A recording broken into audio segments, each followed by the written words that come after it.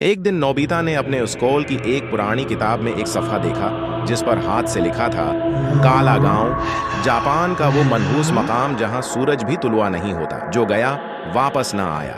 Nobita ने मजाक में डोरेमोन से कहा, चलो ना, हम काला गांव चलते हैं, बहुत एडवेंचर लगेगा। डोरेमोन ने फौरा संजीदा होकर कहा, नोबिता, ये नाम कभी दोबारा मत लेना। वहां जिंदा लोग नहीं, सिर्फ साए बसते हैं। लेकिन नोबिता जद्दी था। उसने डोरेमोन की जेब से एनीवेयर डोर चोरी की और रात के 12 बजे काला गांव चला गया।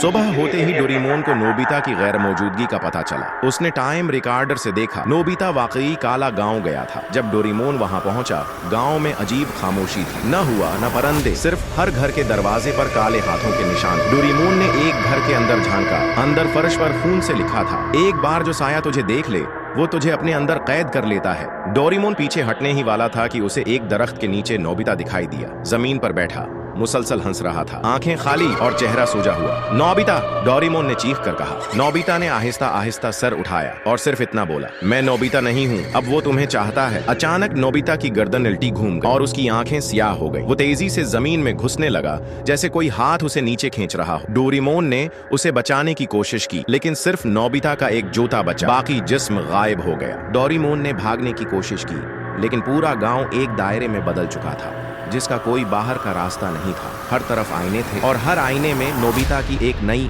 लाश दिखाई दे रही थी, जो चीख रही थी, मुझे बचाओ, वो मेरे अंदर आ गया है, वो हर नोबिता को मार रहा है। डोरेमोन ने जीप से निकलने की कोशिश की, लेकिन जीप में से सिर्फ एक चीज निकली, एक सियाह गड़िया जो आंख मार रही थी। फिर एक खौफनाक आवाज आई, अब तेरी बारी है डोरेमोन। और अचानक पूरी जमीन फुट गई, साए निकलने लगे। हर साया नोबिता के चेहरे में बदलता जा रहा था। डोरेमोन की चीख गांव में गूंज गई, लेकिन कोई सुनने वाला नहीं था। अगर तो आप अगला हिस्सा देखना चाहते हैं तो कमेंट में पार्ट 2 लिखिए।